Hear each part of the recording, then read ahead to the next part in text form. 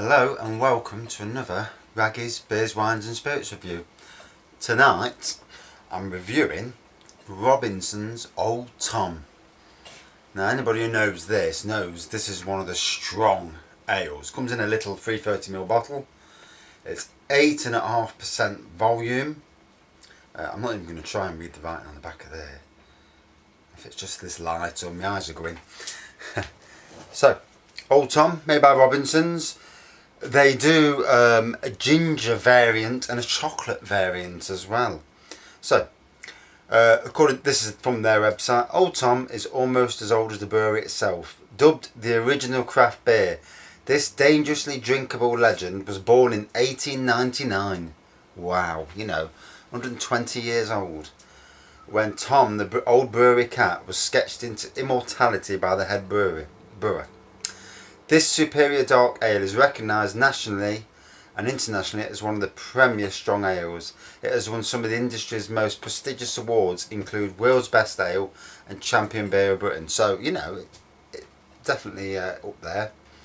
Rich and warming, Old Tom has a distinctive deep port wine finish with bitter hops balanced by the heady aromas of dark fruit. And then it tells you tasting notes. You see dark chocolate. You smell molasses and vinous fruit. I don't know what vinous fruit is. Taste warming, peppery and rich. And also, you see there, you got the Old Tom ginger. Had that before, bang on. You've also got a blonde Tom there. Let's have a look at all the beers then, before I crack it open and get drunk on one bottle. It's surprising that these companies, you see what they do. So they also do Trooper Light Brigade. I've got a bottle of that somewhere. Unicorn. It used to be on sale in Aldi or Lidl, I'm not sure which. Dizzy Blonde. That used to be on Sainsbury's. Blonde Tom. The Normal Trooper. Had that before. Good ale. Old Tom Ginger. Definitely had that. Whew, brilliant. In fact, I bought a case of it. Mojo, Beardo, Wizard. So, but Old Tom is the, premium brand name, what sets it off. So let's crack it open.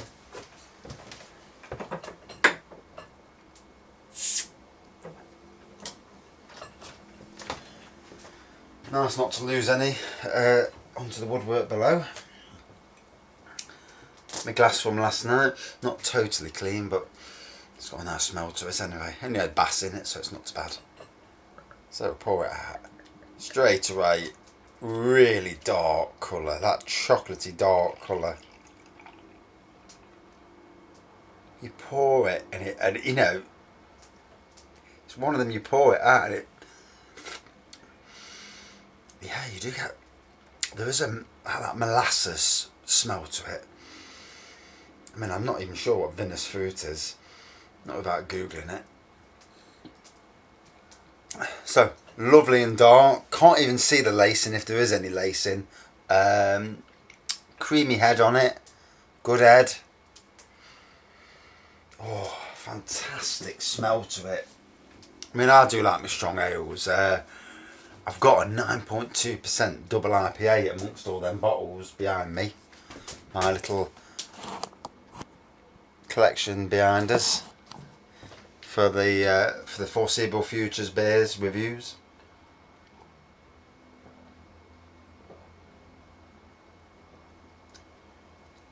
Oh. You really can taste the strength in it. It's a bit like a Champion Ale. It's got a real, the warming, definitely. So let me find Beer Advocate, because I prefer their reviews. They're a bit more, the site's laid out better. See what they say about this.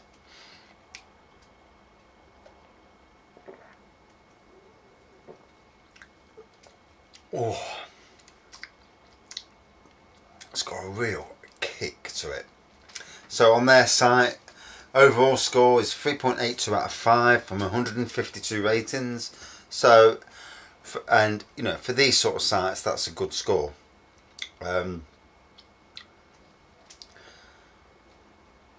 So, first review that's readable. 4.12 out of 5. Sweet with a brown sugar molasses profile that is really sniffable. Alcohol is a bit noticeable, but it improves instead of being a fault. Right, let's go down. 4.48 out of 5 this review. Poured into a snifter. What the hell's a snifter? Looks dark brown, unfiltered flecks in the light. Yeah. I mean, you can't see through it. It's, you know, pretty solid. Smell is currant, chocolate, dark malt. Yeah, you do get that. There is a malty. And chocolatey as well, yeah. Not getting so much the currant. Taste is chocolate, caramel, some grape, dried fruit. Got to agree with that. It is a 5 out of 5. This is really one of the best strong ales. Very well made. This was the first one that started me off on the pursuit for stronger and complex ales. Although tasting it again after a few years, it might not overwhelm me as much as it did the first time. It is still a noteworthy, very good strong ale. It has a quite remarkable aroma, stronger than that of a normal strong ale, imperial porter, double stout or whatever you might call it. Its body is also full of flavours, coffee and sweet caramel malts, although the sweetness is not over present in this case. Rather the 8% ABV that really adds distinctiveness to its taste.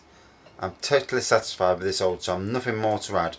A refined, precious bottle of heavy malt liquor, and that's what it is.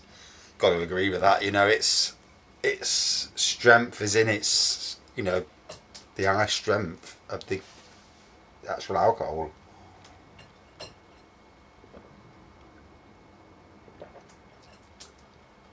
Oh, would you drink more than 2 or 3 bottles of this? No, you wouldn't, because you'd be on your back. You know, if you went to a beer festival, and hopefully I'll be going to the one Nottingham one in October. Can't get me tickets, and me like an idiot, I always tend to go for the ones which are stronger, and no wonder I don't last long. 4 or 5 hours and I'm battered.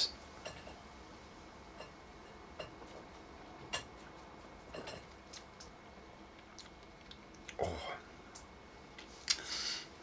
Now, it's a good ale and it's going to get a high score, but is it really a me top ale? I'd say no. It's definitely it's among the elite of the beers that I like, and that might be a strength thing. The taste isn't as complex. It's all about the strength. I mean, it's just like Bass yesterday. Bass was a traditional beer that's, you know, that survived the ages. This is another traditional beer. I mean, it's 120 years old. You know, wow. And it's not as complex like others have said as some of the new beers. You don't get the flavour in like you would in them beers. It's certainly not pronounced, but it is. You know, it is a quality beer. Good taste, so strong. The Old Tom Ginger is nowhere near as strong as this. I think it's about 6%. But for a ginger beer, you know, that'll do me. And in fact, one of my next brews I'm going to do is to buy 2 kits. A ginger beer kit and a stout kit. Brew them together. So I'll pay the 20 odd quid. Make 1 kit out of 2. Pray that it doesn't turn out nasty. Put both kits together, I'll get double the strength, so it'll come out at about 7%, 8%, but it'll be a stout and ginger combined. So that'll be interesting.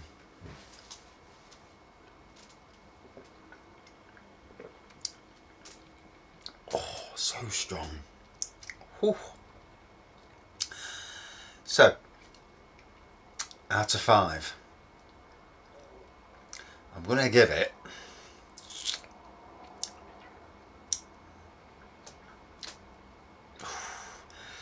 a 4.65 out of 5. I think it's in the top of my beers, not quite the top, but you know, it's one of them that's really, you know, a 120-year-old beer. It's stood the test of time, hasn't it?